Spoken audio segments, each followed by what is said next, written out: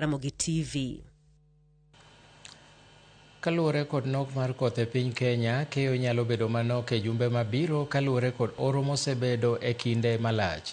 Maeri omiyo sirikal koro osechako chenro mar manyo kaka jopur nyalo yudo kothe makare mar neno ni keyo malong'o oyudore e kinde ma koth chako chwe pacho ka.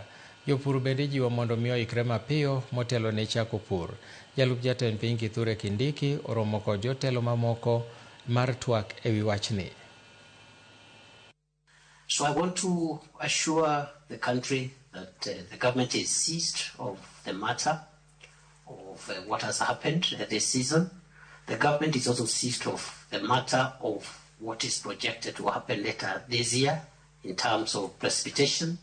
We are taking all possible measures to prevent any part of Kenya, any citizen of Kenya having to suffer famine or lack of food, and to support our farmers to make sure that they don't get disrupted because of the weather which has happened and the weather which is projected to happen.